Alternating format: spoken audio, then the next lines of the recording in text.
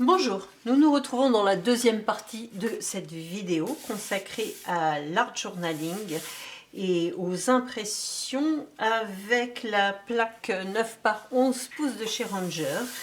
Mercredi, je vous avais montré comment réaliser ce fond de page.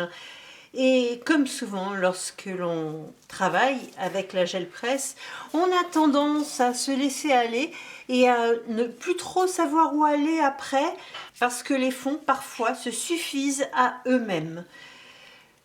Et j'ai beau regarder ce fond, il m'inspire plein de choses, à la fois un feu d'artifice, à la fois un jardin un peu imaginaire, et puis en même temps un petit peu de fond marin. Alors j'ai décidé de partir sur des fonds marins et de m'inspirer de la dernière collection Caravelle Studio. Je vais imprimer des tampons sur ces fonds-là que j'avais fait la dernière fois, que je vais coller dessus. Je pourrais tamponner ce personnage sur l'un des fonds. La difficulté va être de conserver le visage à peu près clair pour le coloriser. Donc je vais utiliser en fait cette partie-là en visant cette zone-là pour le visage.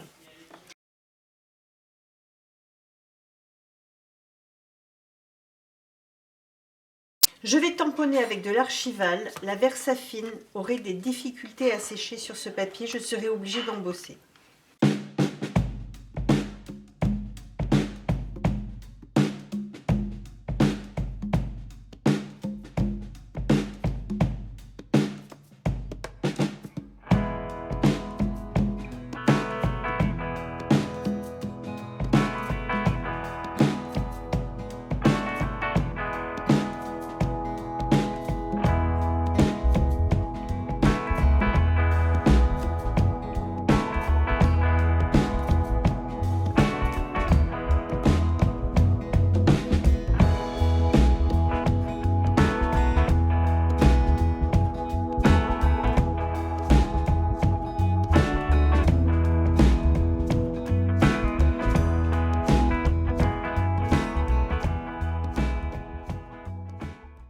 Alors, j'ai utilisé un peu de rose pour ancrer mes poissons et pour ancrer ma sirène. De l'encre Distress rose.